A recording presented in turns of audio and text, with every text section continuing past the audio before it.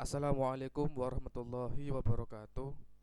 Ketemu lagi dengan saya di channel ini ya.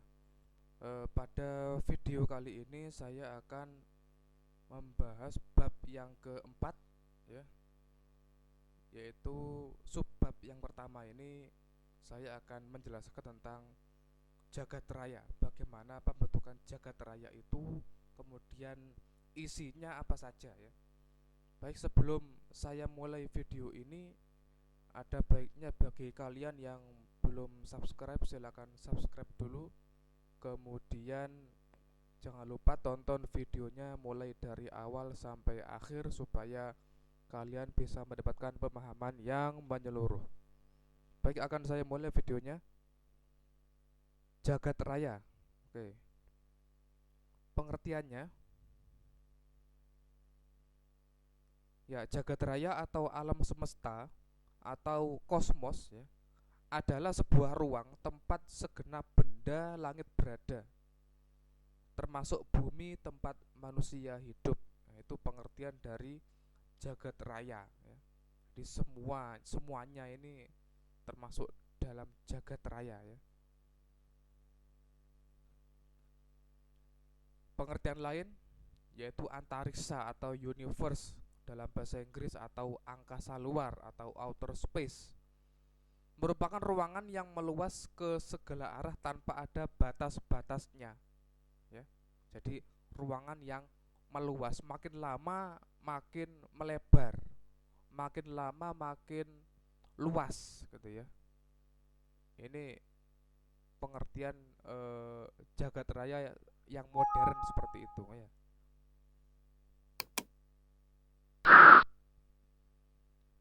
Selanjutnya, teori-teori pembentukan jagat raya. Ini ada beberapa teori ya. Yang pertama yaitu teori Big Bang atau teori dentuman besar ya.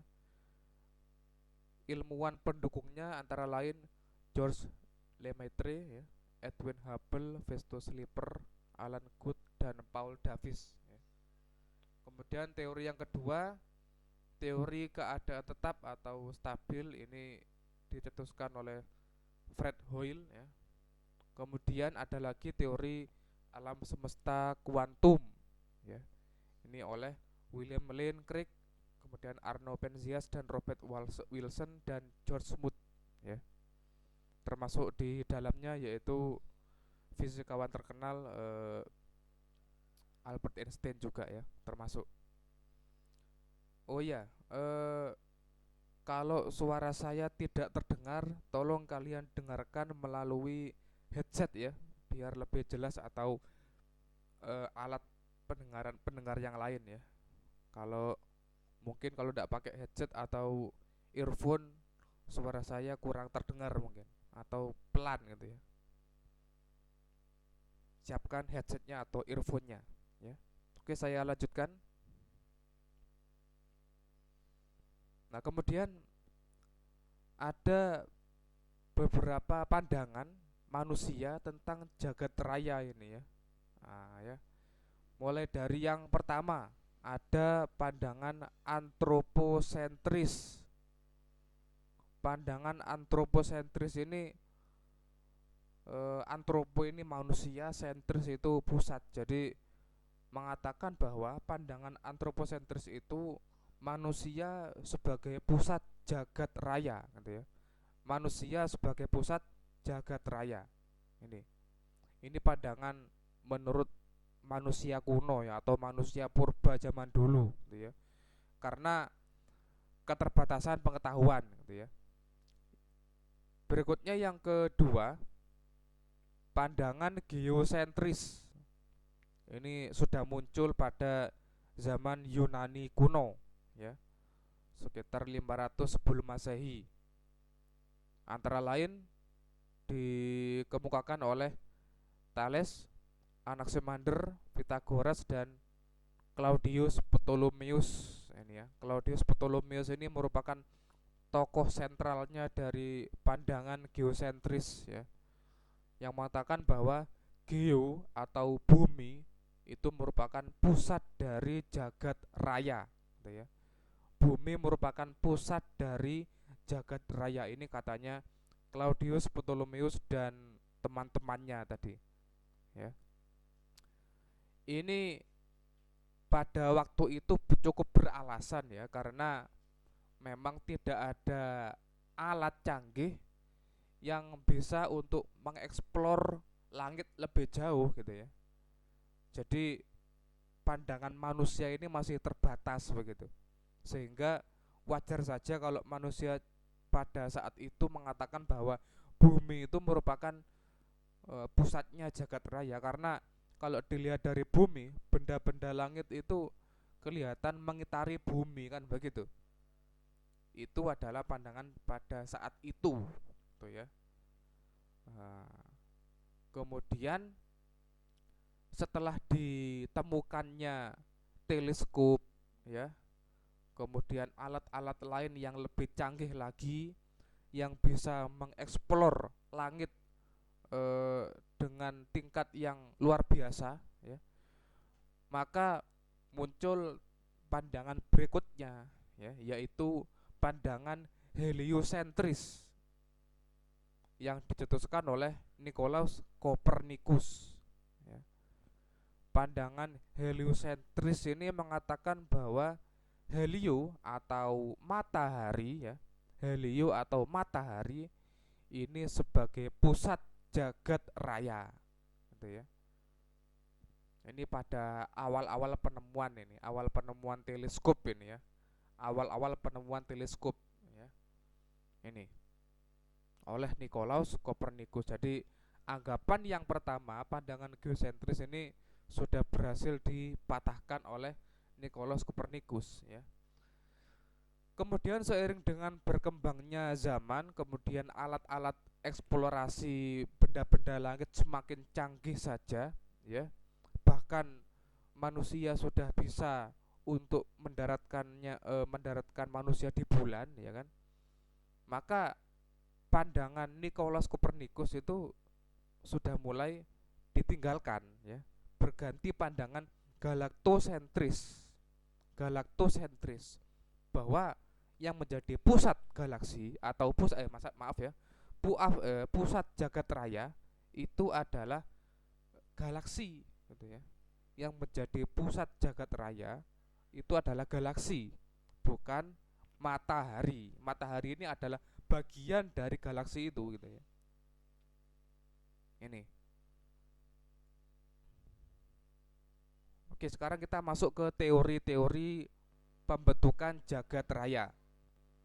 Ini yang pertama, yaitu gambar teori keadaan tetap atau teori steady theory, ya, steady theory, ya. Jadi teori ini mengatakan bahwa jagat raya itu apa ya istilahnya, tidak ada awalnya gitu loh. Maksudnya ada begitu saja gitu ya. Ada begitu saja. Tiba-tiba ada gitu aja. Gitu ya. Simsalabim gitu ya.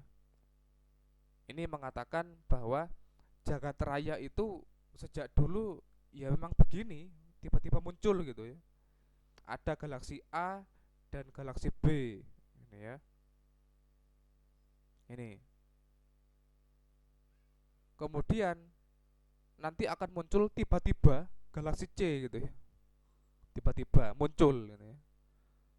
Ini ya, pada saat dua galaksi A dan B berpisah ya, berjauhan, maka akan lahir cikal bakal galaksi C yang akan mengisi ruang kosong yang terbentuk. Jadi tiba-tiba ya, tiba-tiba muncul gitu ya. Seolah-olah tidak ada yang menciptakan begitu. Ini teori keadaan tetap. Jadi kalau ada galaksi yang mati, maka akan digantikan galaksi yang lain gitu. Sehingga jumlah galaksi jumlah galaksi di jagat raya itu selalu tetap, gitu maksudnya ya. Tapi munculnya galaksi ini loh yang dipermasalahkan, karena kok seolah-olah itu muncul tiba-tiba, simsalabim muncul gitu, menggantikan yang mati gitu. Gitu ya. Ini teori keadaan tetap, ya. Bandingkan dengan teori yang berikutnya, yaitu teori Big Bang, ya. Nah, teori Big Bang ini menurut awal terbentuknya itu merupakan satu benda kecil, ya, satu benda kecil atau satu molekul atau satu atom kecil gitu ya, yang bereaksi, ya, mengalami reaksi, kemudian meledak. Nah, ini ya, dari satu atom kecil itu, ya, kemudian meledak dan mengembang, ya. Awalnya satu benda kecil, kemudian meledak. Nah, pada saat meledak inilah maka waktu pertama itu dimulai. Detik pertama itu dimulai. Jadi munculnya waktu, dimensi waktu itu pada saat benda kecil ini meledak, gitu ya. Apa itu benda kecil? Ya, nggak tahu. Wallahu a'lam bishawab, ya, nggak tahu. Yang jelas menurut Big Bang ini ada benda kecil, ya, seukuran atom istilahnya, kemudian bereaksi lalu meledak. Dari awal ledakan itu maka dimensi waktu dimulai. Detik pertama alam semesta dimulai, gitu ya. Lalu makin lama makin berkembang, ya, makin berkembang, jadi lebar, jadi galaksi, ya kan. Galaksinya makin menjauh sampai sekarang. Dan sekarang ini, ya, jagat raya itu masih terus mengembang atau meluas. Kita tidak tahu, ya, hitungannya itu sampai mana luasnya, kan begitu. Tidak tahu, ya. Ini teori Big Bang, ya. Nah, teori Big Bang inilah yang masih diterima sampai sekarang, gitu ya. Yang istilahnya cukup relevan lah, ya, dengan keadaan, ya, dengan ilmu pengetahuan yang dikuasai manusia itu. Jadi yang diterima adalah teori Big Bang ini, ya, teori Big Bang.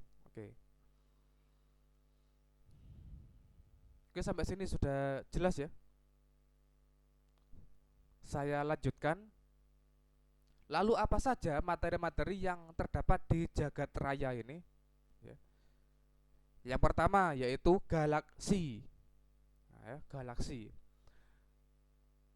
adalah, ya, pengertian galaksi, ya, galaksi adalah sebuah sistem perbintangan yang maha luas, yang di dalamnya terdapat jutaan bahkan miliaran bintang beserta benda-benda langit lainnya sebagai anggota yang beredar mengelilingi pusat dengan gerakan yang teratur, gitu ya. Ini jadi galaksi itu merupakan sistem bintang. Jadi isinya adalah bintang-bintang, gitu ya. Satu bintang itu ya sama kayak matahari. Jadi matahari itu adalah salah satu contoh bintang, gitu ya.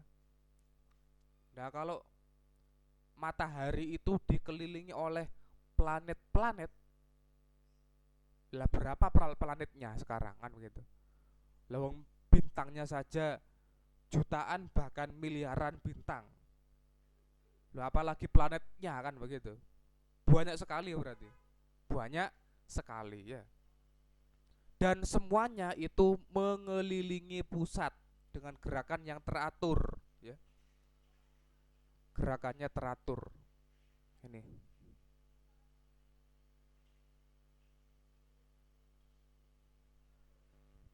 Oke. Miliaran kepulauan bermiliar bintang ini, ya. Diperkirakan bahwa alam semesta atau jagat raya ini mengandung 100 miliar bintang. 100 miliar galaksi, maaf. 100 miliar galaksi. Yang masing-masing rata-rata terdapat 100 miliar bintang. 100 miliar galaksi, satu galaksi terdapat 100 miliar bintang. Wah, ini, ya. Berarti berapa bintangnya kalau 100 miliar? galaksi kan begitu. Ya dikali 100 miliar gitu. 100 miliar dikali 100 miliar piro rek? Banyak kan begitu kan? Nolnya banyak. Nganti ngeluh mikir nuli. 100 miliar galaksi, kemudian satu galaksi itu 100 miliar bintang. Ya, ini. Jadi matahari kita ini itu merupakan salah satu contoh bintang. Oh, itu ya. Planetnya belum planetnya ini ya. Planetnya berapa kan begitu. Wah, ini ya. Padahal dalam satu bintang belum tentu sama planetnya seperti galak apa tata surya kita, gitu ya. Kalau di tata surya kita itu ada 8 planet, ya kan? Mungkin saja di bintang-bintang yang lain itu planetnya lebih banyak lagi. Ini ya. Saya lanjutkan. Galaksi Katai hanya mengandung beberapa miliar bintang. Sedangkan galaksi raksasa terdiri dari ribuan miliar bintang. Diameter galaksi merentang dari 3.000 sampai dengan 500.000 tahun cahaya. Ya. Galaksi Katai itu galaksi yang masih baru. Galaksi yang masih baru. Isinya hanya beberapa miliar bintang. Kalau galaksi yang raksasa ini, yang galaksi yang sudah tua, ya, itu ribuan miliar. Ribuan miliar itu piro rek? Nol kan begitu. Diameter galaksi merentang dari 3.000 sampai 500.000 tahun cahaya. Ini ya. Lah 1 tahun cahaya itu berapa? Berapa kilometer kan begitu. Hitung saja wis, anggap saja satu apa ya, 1 detik, 1 detik cahaya itu sampai berapa kilometer kecepatan kecepatan cahaya itu. 1 detik cahaya gitu ya. Berapa kilometer dikali sekian ratus ribu tahun cahaya. Waduh. Berapa kilometer sudah? Waduh ya. Luar biasa ya. Maha besar. Ini ya. Luar biasa ini. Saya lanjutkan ya. Kelahiran galaksi. Ya. Jadi sekitar 2 miliar tahun ya, 2 miliar tahun setelah ledakan besar atau Big Bang, galaksi terbentuk dari awan gas yang berhamburan dan materi primordial atau materi-materi kuno, materi awal istilahnya gitu ya. Ini. Jadi hasil dari ledakan besar tadi ya, setelah 2 miliar tahun maka galaksi itu terbentuk gitu ya. Baru terbentuk dari awan gas yang berhamburan dan materi primordial ini ya. Kemudian lama kelamaan ya, gravitasi mulai menarik materi ke pusat. Kemudian awan lambat laun mulai berotasi atau berputar gitu ya. Setelah mengalami keruntuhan, awan mulai membentuk cakram ya, dengan pusat yang menonjol seperti ini, di mana bintang-bintang baru dilahirkan gitu ya. Jadi biasanya pusat galaksi itu isinya bintang-bintang yang masih muda, baru lahir ya. Dari waktu ke waktu cakram semakin memipih dan pada akhirnya lengan spiral terbentuk seperti ini ya, lengan spiral. Nah, seperti ini. Oke. Lanjut ya. Ciri-ciri galaksi: A. Mempunyai cahaya sendiri. B. Mempunyai bentuk tertentu. C. Semua galaksi memiliki inti dari sistem galaksi. D. Seluruh sistem yang terdapat pada galaksi melakukan rotasi. Yang E. Galaksi-galaksi hanya terlihat di luar jalur galaksi Bima Sakti. Ya. Jadi galaksi itu punya cahaya sendiri ya. Karena apa? Karena galaksi itu kumpulan bintang-bintang gitu loh. Bintang itu mengeluarkan cahaya sendiri dari hasil reaksi inti ya. Seperti matahari kita ini. Matahari kita ini merupakan salah satu contoh bintang. Ya. Matahari kita mengeluarkan cahaya sendiri. Dari mana? Dari reaksi inti. Ya. Di mana reaksi inti hidrogen berubah jadi helium itu ya. Kemudian menghasilkan energi berupa panas dan cahaya gitu ya. Jadi karena galaksi ini kumpulan bintang, maka pasti galaksi punya cahaya sendiri. Dari mana? Dari kumpulan bintang tadi gitu ya. Kemudian bentuknya tertentu, kemudian punya inti, kemudian semuanya berotasi. Seluruh sistem berotasi, berputar gitu ya. Kemudian galaksi-galaksi ini hanya terlihat di luar jalur galaksi Bima Sakti. Jadi galaksi itu tidak sampai berdekatan gitu ya. Jadi saling berjauhan istilahnya ya, berjauhan. Kalau berdekatan takutnya ya senggolan gitu kan. Takutnya senggolan kalau berdekatan. Ya kan? Senggol baco nih. Ya. Jadi saling berjauhan gitu ya. Saling berjauhan. Oke, lanjut. Nah, bentuk-bentuk galaksi itu ada 3, kemudian ada variasinya 1 ya. Yang pertama bentuk spiral. Contohnya yaitu galaksi Bima Sakti, kemudian galaksi Messier di Andromeda, kemudian galaksi Blue Pinwheel atau roda biru. Ini contoh-contoh bentuk galaksi spiral ya.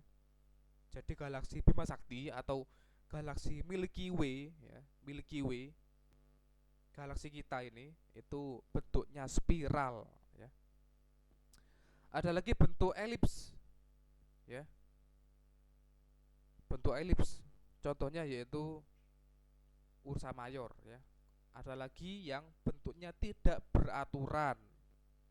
Ini. Kemudian ada galaksi yang merupakan variasi dari galaksi spiral, yaitu bentuknya spiral berpalang. Nah, ya. Ini contohnya ya. Galaksi spiral seperti ini. Galaksi spiral memiliki lengan-lengan spiral yang berada di intinya. Galaksi spiral dikelompokkan menjadi SA, SB, dan SC menurut ukuran inti dan bentuk lengan spiralnya. Bima Sakti merupakan galaksi spiral SB. Jadi kalau SA itu intinya besar, ya kan? SB itu intinya itu sedang-sedang saja begitu ya. Ini intinya besar, ini intinya sedang-sedang saja, ini intinya kecil, SC ya. Dan lengannya lebih panjang ya. Ini. Untuk galaksi Bima Sakti itu termasuk yang spiralnya SB ya. Nah, ini ya. Ini adalah galaksi Bima Sakti, tempat kita berada sekarang ya. Atau Milky Way. Nah, ya. Saya tidak tahu ini kenapa kok Milky Way terjemahannya kok Bima Sakti gitu ya. Milky Way itu kan jalur susu kan begitu tuh. Terjemahannya kok Bima Sakti. Kok Chandra Sakti gitu ya. Gitu ya. Nah, oke. Baik, kita lihat ya, kita baca keterangannya. Oke. Nah, ini ya. Ini adalah galaksi Bima Sakti dilihat dari atas ya, seperti ini bentuknya.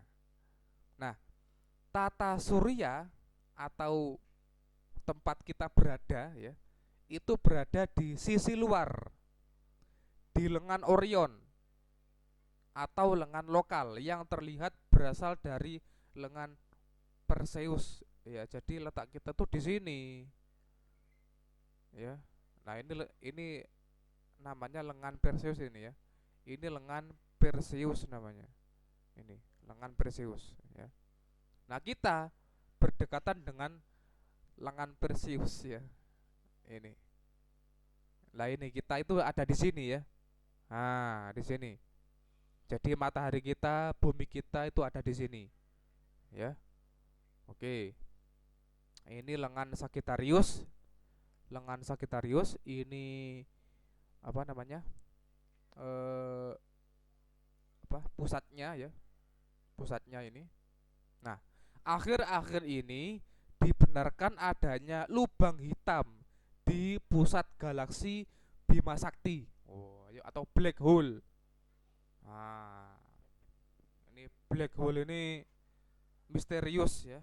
Dikatakan bahwa black hole itu merupakan sisa-sisa dari eh, bintang yang telah mati. Kemudian bintang itu berubah menjadi magnet yang luar biasa ya. Kekuatan menyerapnya luar biasa sehingga disebut dengan black hole, lubang hitam ya. Jadi mata atau apa ya, bintang yang sudah mati ya berubah jadi gelap ya. Di mana bintang yang sudah mati tadi itu memiliki daya magnet yang luar biasa gitu ya. Ya. Sehingga cahaya saja itu bisa berbelok atau tertarik, terserap masuk cahaya ini ya. Cahaya bisa berbelok gitu ya. Tertarik oleh gravitasinya black hole, lubang hitam ya. Kemudian ini namanya lengan Centaurus namanya. Lalu di sini gundukan pusat merupakan daerah Bima Sakti terpadat. Jadi intinya ini merupakan wilayah yang paling padat dengan konsentrasi bintang tertinggi ya. Jadi di sini ini bermunculan bintang-bintang baru ya. Jadi sangat banyak di sini bintangnya. Kita di sini ya.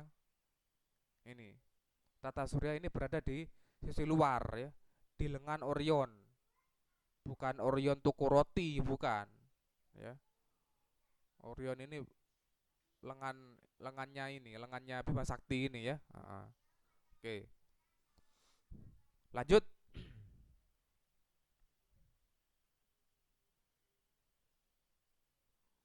Bima Sakti dari samping ya. Nah, ini ya.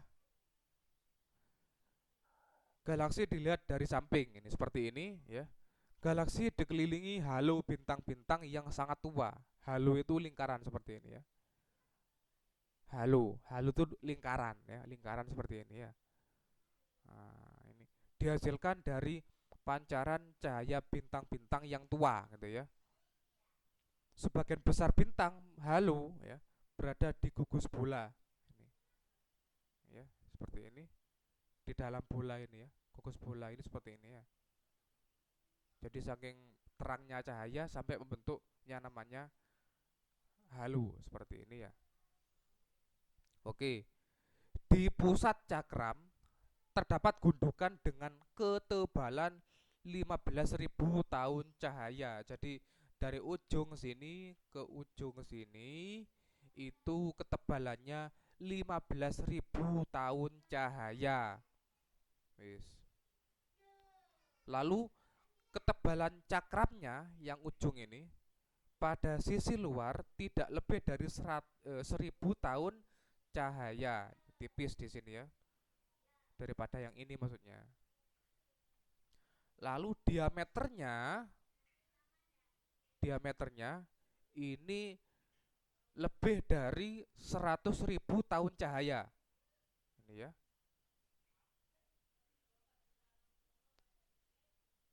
Kemudian matahari kita ya, atau tata surya kita dari sini ya, dari sini. Jadi letak letak matahari kita itu ada di sini. Kemudian jaraknya dari pusat itu kurang lebih 30.000 tahun cahaya. Ini ya.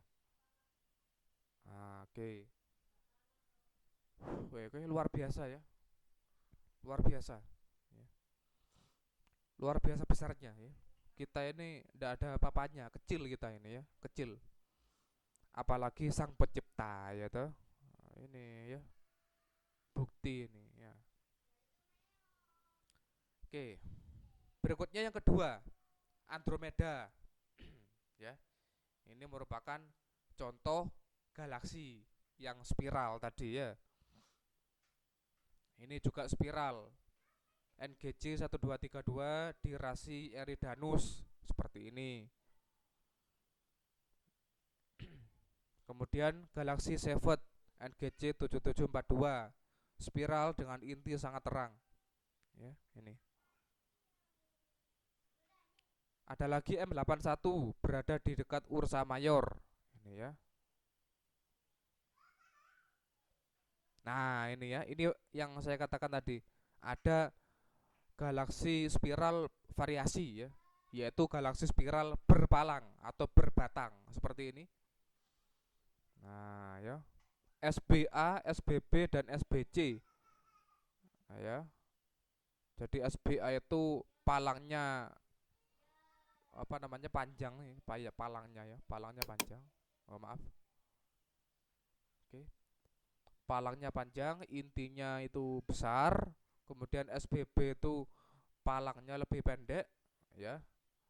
Kemudian intinya itu lebih kecil. Kemudian terakhir SBC ini palang dan intinya kecil, pendek. Pendek dan kecil ya. Oke. Contoh dari galaksi spiral berpalang ini ada NGC 1365 di rasi Fornax. Seperti ini galaksinya. Ada lagi galaksi NGC 1300 seperti ini ya. Oke. Nah, yang kedua yaitu galaksi elips ya. Memiliki bentuk spheroidal. Spheroidal, membulat ya. Tidak sepenuhnya membulat sih. Spheroidal itu lonjong ya, lonjong bukan membulat, lonjong. Yang memipih ke arah tepi. Galaksi elips dari 0 sampai 7 menurut kelonjongan elipsnya ya. 0 itu hampir kayak bola begitu ya. Kemudian E4 seperti itu, kemudian sampai elips yang paling lonjong E7 gitu ya, seperti itu bentuknya. Contohnya ini ya, galaksi bentuk elips seperti ini. Ini disebut juga dengan apa? Mata biru gitu ya, atau roda biru. Tadi dikatakan blue pinwheel gitu ya. Roda biru ya, ini. Galaksi lentikular. Nah, ya. Galaksi lentikular ini memiliki kemiripan dengan galaksi elips, namun memiliki pusat yang menonjol seperti pada galaksi spiral. Ya, bentuknya seperti itulah ya kira-kira ya. Eh, mirip mirip apa ya itu ya? Ya seperti itulah bentuknya ya. Jadi ini bentuknya itu apa tonjolannya ini besar gitu ya, besar seperti ini ya. Dan ini apa namanya? Ada bagian yang mirip galaksi spiral gitu ya. Ini, ini. Tonjolannya ini besar, gitu ya. Oke, contohnya yaitu galaksi Sombrero. Nah, ya. Galaksi Sombrero di Virgo. Kalian tahu sombrero nggak? Sombrero itu topi, topi khas dari Meksiko ya. Sombrero yang ini apa namanya? Topinya lebar gitu ya, lebar. Ini contoh dari galaksi lentikular ya. Yang ketiga, ada galaksi yang tidak beraturan. Nah, ya. Galaksi yang tidak dua aturan gitu ya. Tidak beraturan ya. Oke. Galaksi tidak beraturan tidak memiliki inti ya. Tidak punya inti, tidak punya lengan ataupun bentuk khusus. Namanya saja tidak beraturan ya. Iya, tidak ada aturan ya kan begitu. Jadi tidak ada lengan, tidak ada inti, tidak ada bentuk khusus ya. Galaksi tidak beraturan tipe satu ya, tidak memiliki struktur apapun. Nah, ya. Adapun tipe 2 masih menunjukkan struktur yang berubah akibat gangguan gitu ya. Ini. Ini yang satu, ini yang dua. Ya. Contohnya, contoh galaksi yang tidak beraturan adalah awan Magellan besar. Ya. Ini. Oke. Sekitar 60% galaksi yang teramati ini berbentuk spiral. 60% ya. Lebih banyak atau mendominasi. 20% lentikular bentuknya. 15% elips. 3 sampai 5% ini tidak beraturan. Ini komposisi yang ada di sebuah galaksi gitu ya. Atau galaksi yang teramati gitu ya. Galaksi yang teramati. Ini. Jadi komposisinya itu seperti ini, 60% ini spiral, 20% lentikular, 15% elips, 3 sampai 5% ini tidak beraturan gitu ya. Oke. Kita akan bahas rotasi galaksi. Mudah-mudahan sampai sini kalian memahami ya. Oke. Dan mencatat. Jangan lupa rotasi galaksi. Oke, ini ada perbandingan dengan bumi dan matahari kita ya. Bumi berotasi sekali setiap 24 jam ya. Jadi rotasi bumi ini butuh waktu 24 jam satu kali rotasi. Kecepatannya, kecepatan rotasi bumi itu 1670 km per jam atau 464 meter per detik. Sangat cepat menurut pandangan manusia ya. Kalau ada kendaraan ya yang kalian tumpangi berjalan dengan kecepatan 1000 km per jam, kira-kira bagaimana? Apakah penumpangnya berbentuk atau tidak penumpangnya? Atau antara daging dan tulang sudah misah ya. Karena saking cepatnya kan begitu. Oke. Nah, bumi berevolusi mengelilingi matahari setiap tahun dengan kecepatan 107.000 km per jam. Berpindah sejauh 2,5 juta kilometer per hari. Itu kecepatan revolusinya. Tambah cepat lagi kan begitu. Tambah buanter mana. Sedangkan matahari kita ini mengelilingi pusat galaksi dengan kecepatan 1 juta kilometer per jam, atau memerlukan 220 juta tahun untuk menyelesaikan satu kali revolusi. Sejak keberadaannya, tata surya baru menyelesaikan 20 kali putaran mengelilingi pusat Bima Sakti, gitu ya. Baru 20 kali, Rek. Saking lamanya, kan begitu. Padahal sudah kecepatannya 1 juta kilometer per jam, kan begitu kan. Tapi butuh waktu 220 juta tahun untuk satu kali revolusi matahari mengelilingi pusat galaksi. Gitu ya. Ini. Oke, itu galaksi ya. Sudah kita bahas ya. Selesai. Nah, yang kedua yaitu bintang.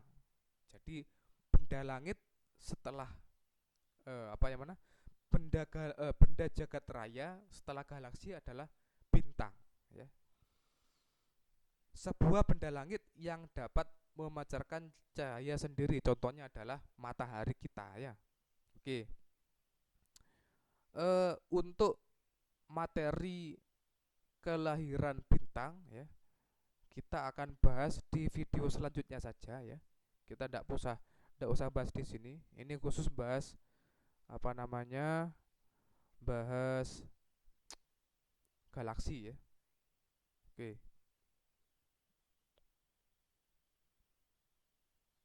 Nah, kita bahas ini saja ya. Nanti kalau bahas apa kelahiran tata surya termasuk kelahiran bintang juga kita bahas di video selanjutnya ya. Oke. Kemudian benda-benda jagat raya yang berikutnya adalah gugus bintang. Nah, ini ya. Gugus bintang merupakan sistem atau susunan yang terdiri atas ribuan bintang yang bergerombol, relatif berdekatan dan saling beredar mengelilingi satu dengan yang lain di dalam ruangan yang terbatas. Ya. Bintang-bintang terlahir bersama di dalam tempat pemijahan bintang, awan yang mengandung banyak bintang. Fenomena tersebut terkadang melahirkan gugus bintang yang indah mempesona. Gitu ya. Ini contoh dari gugusan bintang. Ya. 1. Gugus terbuka, nampak kecil, kelompok bintang dengan bintik tidak beraturan, terdiri dari beberapa ratus hingga ribuan bintang, dan berada di area yang kecil, mengandung banyak gas dan debu. Ya.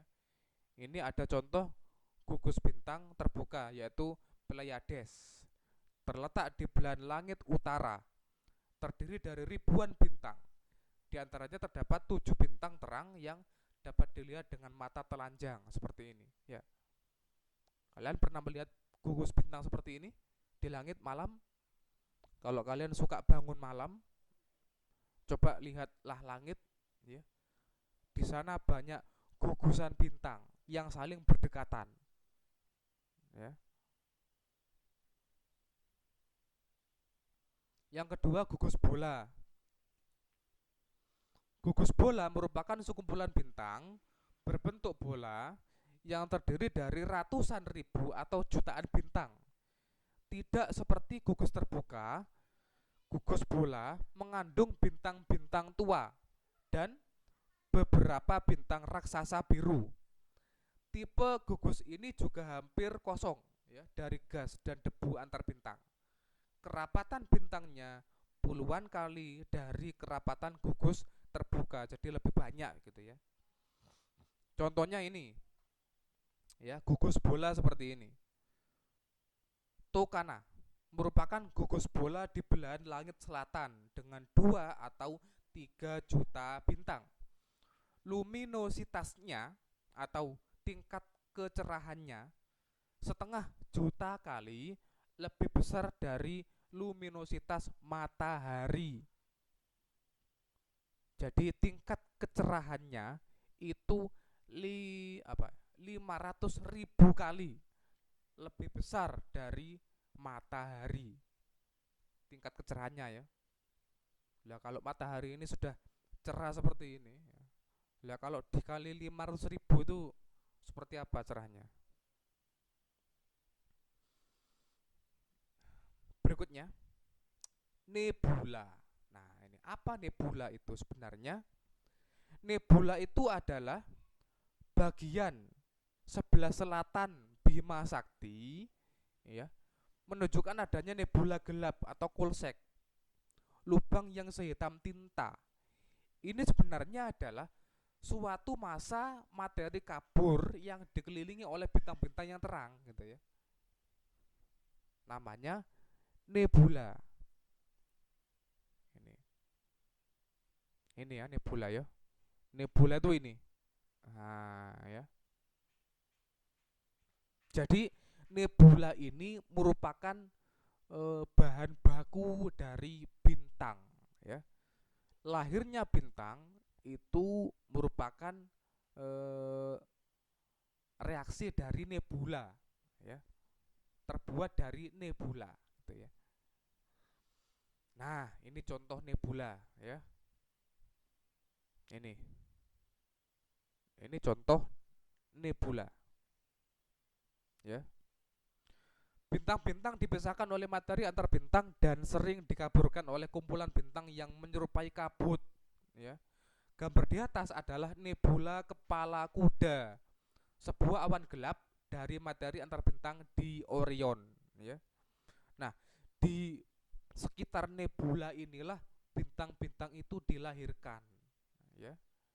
Jadi sebuah bintang atau materi materi di jagat raya yang lain ya, benda-benda langit itu dilahirkan melalui nebula gitu ya.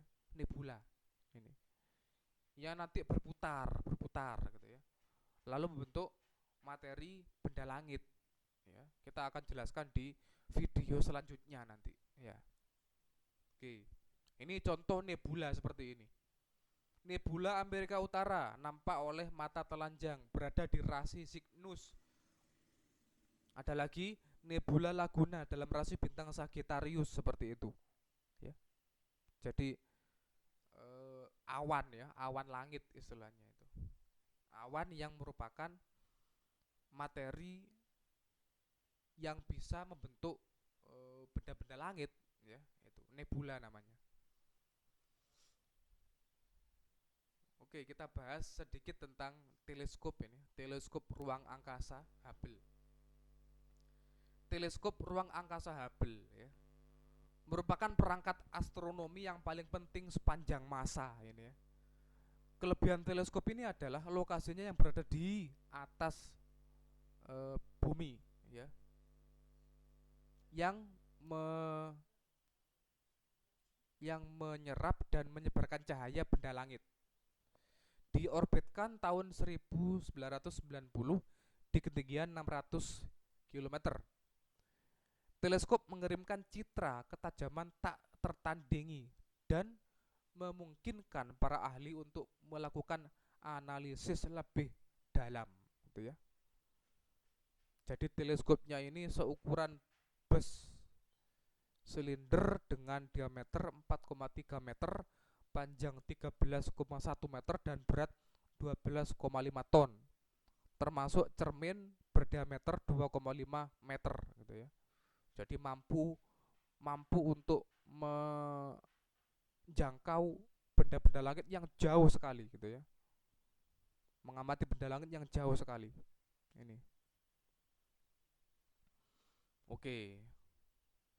Penemuan ulang alam semesta. Ya. Ini ada apa namanya? Penemuan baru ya. Tahun 2003 ya. Setelah 13 tahun pengamatan Hubble, maaf saya ulangi ya.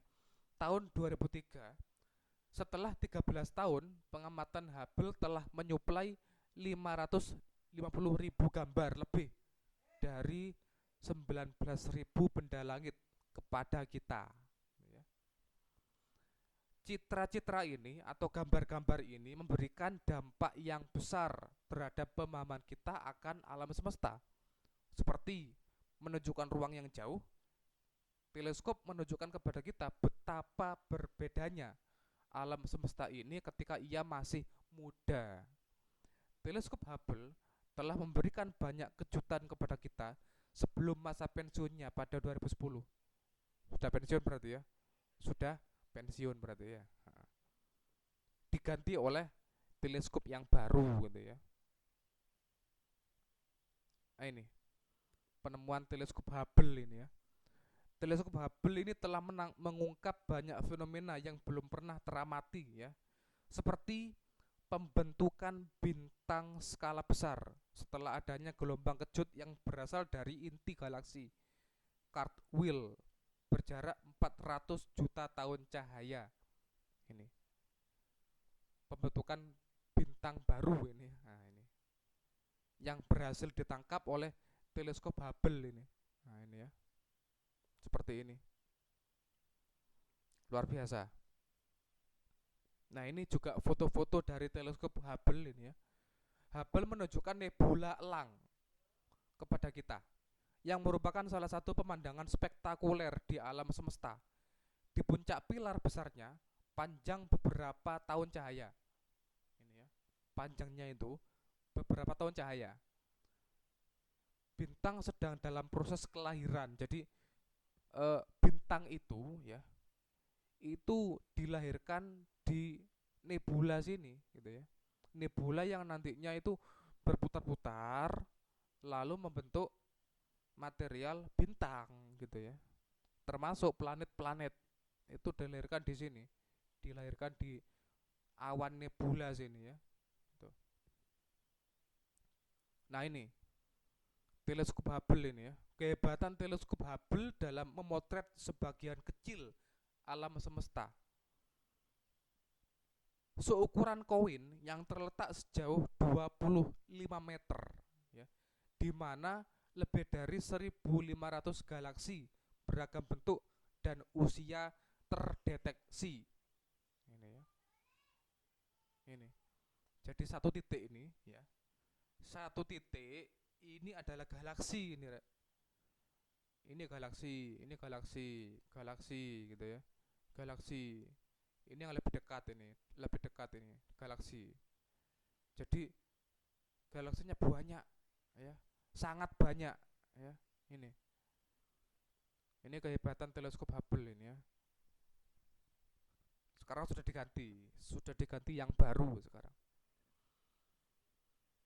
Oke, ini foto dari teleskop Hubble juga ya.